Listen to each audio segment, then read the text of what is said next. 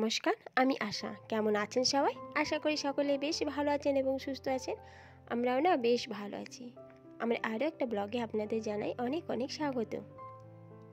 আজ হচ্ছে রবিবার আর এখন বাজে ওই 7টার মতো। আর এখন থেকে আমি আপনাদের নিয়ে আমার ব্লগটি স্টার্ট করলাম। আশা করছি আপনাদের বেশ ভালো লাগবে। সকাল সকাল উঠে কিছু কিছু কাজ ছিল, সেগুলো সেরে নিয়েছি আর নিজেও একটু ফ্রেশ হয়ে নিয়েছি। আর ছেলের তো পরীক্ষা, তাই ছেলে সকাল সকাল উঠে পড়তে বসেছে, তো ছেলেকে একটু খাবার করে দিচ্ছি। ছোলা ভেজাটা বেশ কিছুদিন হলো ছেলেকে দেওয়া হয় না, কারণ ওর তো মাঝে কিছুদিন খুব ঠান্ডা লেগেছিল আর তখন ছোলা ভেজাটা দেওয়া হচ্ছিল না, কারণ ছোলাটা তো রাত্রির দিকে ভেজানো থাকে, তো ওটা খেয়ে আরও গলাটা ব্যথা করছিল। তো এখন একটু সুস্থ আছে, তাই ভাবলাম ছোলাটা এবার থেকে আবার শুরু করি। তো এইদিকে ছোলাটা ছেলেকে দিয়ে দিয়েছি আর ও খেয়ে পড়তেও বসে যাবে।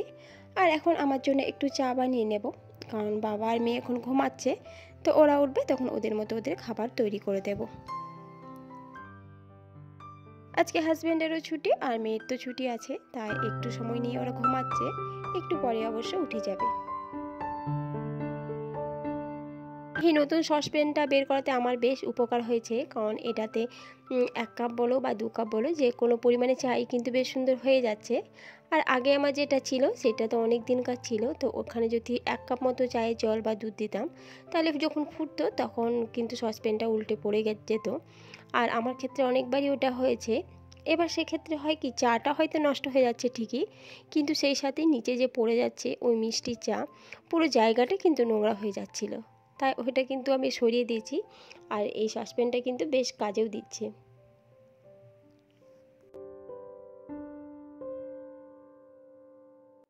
অনেক দিন পর এই চা আবার হাঁড়ির মধ্যে ঢেলে তারপর আবার খাচ্ছি, কারণ এরকম করে চাটা খেলে না আমার বেশ ভালো লাগে, কারণ মনে হয় চায়ের টেস্টটা আরও একটু বেড়ে গেল। আর কিছুটা পরিমাণ চা রেখে দিলাম, ছেলে যদি একটু খায় পড়তে পড়তে। আর এইদিকে চায়ের কাপটা নিয়ে আমি বসে গেলাম।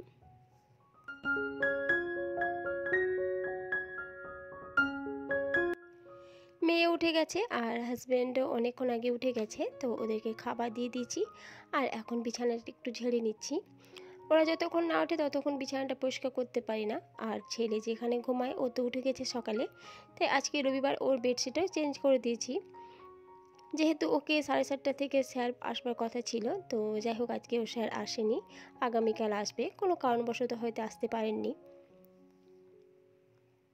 এখন অনেকটা সময় পেরিয়ে গেছে, সে বিছানা গুটিয়ে মেয়েকে খাইয়েও দিয়েছিলাম, আর কিছুটা সময় মেয়েকে পড়িয়ে এখন বইগুলো গুটিয়ে নিচ্ছি। আর মেয়ে তো চলে গেছে খেলতে, কারণ ও পড়ে শুধু উঠে যায়, বইগুলো সে আমাকেই গোটাতে হয়।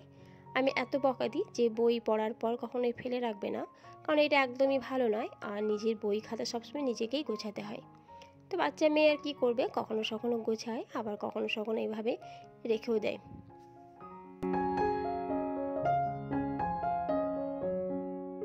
আর আজকে রবিবার, তাই অতটা তাড়াহুড়ো নেই, তাই ভাবলাম যে ব্রেকফাস্টে একটু রুটি বানানো যাক, কারণ ছেলে এখন আর বাইরে যায় না, পড়াশোনা করছে, ওই জন্য ও বাইরে বেরোতে চাইছে না। না হলে ও তো চপ নিয়ে আসে বা সিঙ্গারা কিছু হোক নিয়ে আসে, কারণ ওগুলো খেতে একটু পছন্দ করে।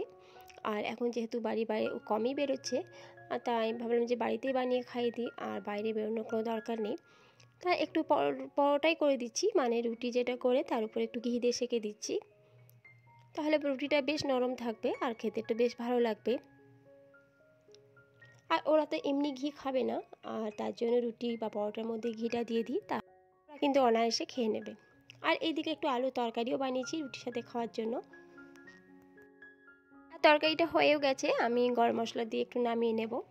আর এইদিকে রুটিগুলো প্রায় আমার শেখা হয়ে গেছে। আর দেখতে দেখতে বেলা অনেকটাই গড়িয়ে গেছে, কারণ এখন ছোটো দিনের বেলা, তো উঠতে উঠতেই তো 7:30 হয়ে যাচ্ছে। আর আজকে যেহেতু ছুটি ছিল তাই একটু দেরি করে উঠেছি।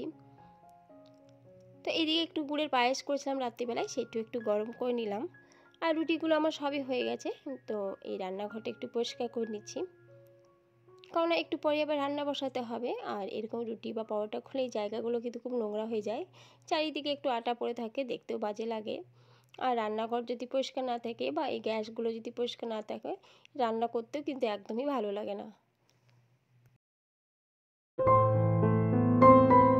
আমার ভিডিও আপনাদের কেমন লাগে অবশ্যই কমেন্টের মাধ্যমে জানাবেন। যদি ভালো লেগে থাকে প্লিজ একটা লাইক দিয়ে আমার পাশে থাকবেন।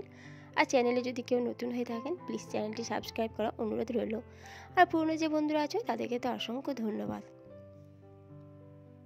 তো সমস্ত কাজ হয়ে গেছে, ব্রেকফাস্টটা তৈরি করা হয়ে গেছে, আর এখন ছেলেকে একটু খেতে দিয়ে দেবো, তারপর আমরা সকলে খাবার নিয়ে খেয়ে নেব।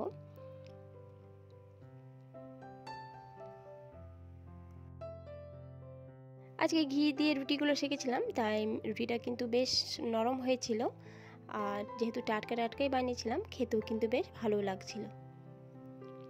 আর ছেলে মেয়ের আজকে আবদার রবিবার একটু বিরিয়ানি খেতে হবে, তো তাদের কথা তো রাখতেই হবে। আমার ছেলে মেয়ে দুজনে কিন্তু, ছেলে মেয়ে শুধু বলবো না, হাজব্যান্ড শাশুড়ি সকলেই কিন্তু এই বিরিয়ানি খেতে বেশ ভালোবাসে, বিশেষ করে শীতের সময়টা, কারণ একটু ঠান্ডা ঠান্ডা থাকে আর এইসব খাবার তো একটু মুখরোচক, বেশ ভালো লাগে খেতে। তো তাদেরই আবদারে আজকেও বানালাম বিরিয়ানি। আসলে কি, পরিবারে যতজনই সদস্য থাক না কেন তাদের খুশির মধ্যে নিজের খুশি খুঁজে নিতে হয়।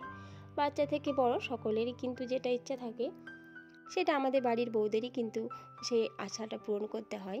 আর একটা জিনিস লক্ষ্য করবেন, যেহেতু আমরা রান্না বান্না সকল দায়িত্ব আমরা বউরাই বেশি পালন করে থাকি, তো যখন কোনো কিছু রান্না করবেন আর সেটা যখন খেয়ে বাড়ির লোক প্রশংসা করে বা তৃপ্তি পায় বা আনন্দ পায়, তখন কিন্তু নিজের মধ্যে একটা খুব ভালো লাগা কাজ করে। আসলে তাদের ছোট ছোট খুশির মধ্যে কিন্তু নিজের খুশিটাও লুকিয়ে থাকে। আর আজকে এখানে চিকেনটা একটু অন্যরকম করে করলাম, প্রতিদিনই তো একই রকম করি, তো আজকে একটু দুধ নিয়েছিলাম আর তার মধ্যে কেওড়া চাল আর একটু মিঠা আলু দিয়ে দিয়েছিলাম, আর সেটা দিয়ে আজকে চিকেনটা সেদ্ধ করেছি। এখানে কিন্তু জল আমি অ্যাড করিনি আজকে। আর এদিকে নতুন আলু নিয়ে এসেছিলো, নতুন আলুগুলো কিন্তু ভেজে নিয়েছি সেদ্ধ করে, আর এই হাঁড়ির মধ্যে একটু ঘি দিয়ে পেঁয়াজ বেরেস্তা করে নিয়েছি। তো আমার সমস্ত কিছু হয়ে গেছে, আর এখন নর্মালি যেমন আমি লেয়ার তৈরি করি সেরকম লেয়ার তৈরি করে বিরিয়ানিটা বানিয়ে নেব। আমি অবশ্যই লেয়ার তৈরি করে বিরিয়ানিটা রেডি করি, কারণ এটা আমাকে বেশ ভালো লাগে, আর বিরিয়ানিটা বেশ সুন্দর মাখো মাখো হয়ে যায়। আমি মোটামুটি ওই 1 কিলো মতো চাল আর 1.5 কিলো মতো মাংস থাকে, তো মোটামুটি 3টে লেয়ার করলে হয়ে যায়। আর এই প্রত্যেক লেয়ারে এইভাবে আমি একটু বিরিয়ানি মশলা দিয়ে দিই। এটা না দিলে তো বিরিয়ানি একদমই অসম্পূর্ণ, কারণ এর একটা ফ্লেভার আলাদা আছে যেটা কিন্তু অন্য কোনো কিছুতেই আসে না। প্রত্যেকবারে আমার ছেলে বলে যে চিকেনে একটু গ্রেভি রাখতে, তো এবারে ভেবেছি একটু রাখবো, কারণ প্রত্যেকবারেই ভাবি আমি রাখবো কিন্তু লাস্টের দিকে দেখি ভুলে যাই, তখন হয়তো আমি লেয়ারে দিয়ে দিয়েছি। তো আজকে একটু গ্রেভি তুলে রেখেছিলাম। আর এই যে এয়ারটাইট করার জন্য একটু আমি ময়দা মেখে দিয়েছি চারিদিকে, খুব বেশি মাখা দরকার না, একটু হালকা করে দিলেই কিন্তু এয়ারটাইট হয়ে যায় আর কিন্তু হাওয়া বেরোয় না। এগুলো লাগিয়ে দিই ঠিক আছে, কিন্তু এটা মাজার সময় খুব একটা সুবিধা হয় না, বেশ কষ্টই হয়, কারণ ওইগুলো একদমই লেগে যায়, অনেকক্ষণ ভিজিয়ে রাখতে হয়। তো এইদিকে বিরিয়ানি করার পর কিন্তু গ্যাসটা প্রচুর নোংরা হয়ে গেছিলো, চারিদিকে ভাত পড়ে গেছিলো, চিকেনের একটু মশলা টশলা পড়ে গেছিলো। তো এখন তো আর সেরকম কোনো কাজ নেই, প্রায় হয়ে গেল, আর এখন শুধুমাত্র দমে দেব, তাই গ্যাসটা পরিষ্কার করে নিলাম। আর এইদিকে একটা তাওয়া বসিয়ে দিয়েছি, আর এই যে হাঁড়িটাও বসিয়ে দিলাম, আর একদম গ্যাসের ফ্লেমটা লো করে দিয়েছি। এখন 15 থেকে 20 মিনিট এই মিডিয়াম গ্যাসে থাকবে। আর এদিকে আমি স্নানটাও সেরে নিয়েছি আর একটু ক্রিম মেখে নিয়েছি, এখন তো শীত ভালোই পড়ে গেছে, আর ক্রিম ছাড়া তো একদমই থাকা যাচ্ছে না। ছেলে মেয়ে সকলেই স্নান করে নিয়েছে, তারাও রেডি হয়ে বসে আছে। আর বিরিয়ানি মানে তো একটু অধৈর্যের ব্যাপার, ওদেরকে কি বলবো, আমারই নিজের ধৈর্য থাকে না, তাই সবাই চলে এসেছি খাওয়ার জন্য। আর একদম দেখো বেশ সুন্দর গরম হয়ে আছে। তো আজকে বিরিয়ানিটা খেতে কিন্তু বেশ ভালো হয়েছিল, মোটামুটি বিরিয়ানি যখন আমি বানাই খুব একটা খারাপ খেতে হয় না, বেশ ভালো হয়, এবং বাড়ির সকলে কিন্তু খুব প্রশংসা করে, সেই সাথে তারা বেশ আনন্দ উপভোগ করে, আর সেখানে কিন্তু আমাকেও বেশ ভালো লাগে। তাহলে চলুন আজকের মতো এখানে আমিও আপনাদের থেকে বিদায় নিচ্ছি। আশা করছি আপনাদের বেশ ভালো লেগেছে। আবার দেখা হবে নতুন একটা ব্লগে, ভালো থাকবেন, ধন্যবাদ।